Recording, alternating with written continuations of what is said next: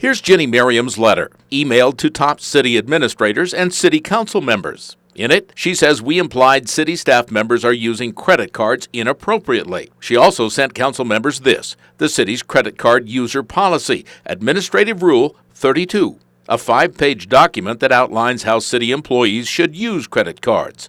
We found out there were 46 employees with credit cards with a combined total open credit limit of $236,000. Merriam's letter offers the city's explanation to some of the randomly selected 26 transactions we requested in our investigation. We found Assistant Development Services Director Don Veru spent over $2,300 in 2 months at stores like Cabela's, Sportsman's Warehouse, and Murdoch's, all on clothing. On the list, a $179 pair of waterproof Keen shoes, these $52 Carhartt pants, and this $25 graphic t-shirt.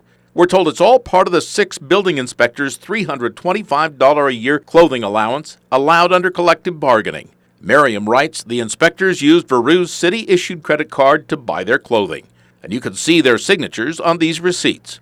Merriam's letter says once the shopping is finished, Veru scrutinizes the receipt before signing it. But what about the $100 pair of Keen water sandals one inspector purchased? Merriam calls that an innovation, a way for employees to do a final inspection on new floors without wearing socks.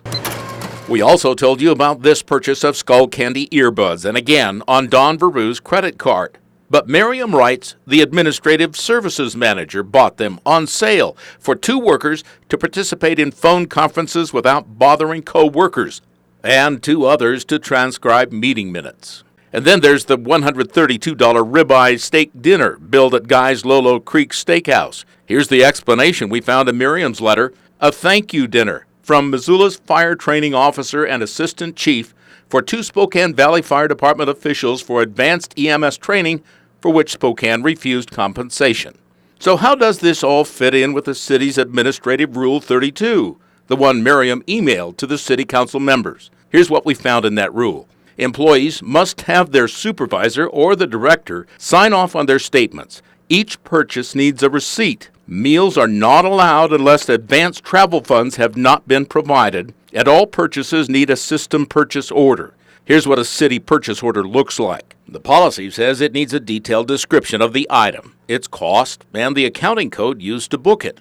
But when we sent this email to Merriam asking for signed approved purchase orders and receipts from the transactions we selected, we didn't receive a single purchase order in our request, not one. Merriam's letter provides no explanation for that. Instead, she ends her letter by saying, city employees serve the public proudly with a high service ethic and current checks and procedures in place.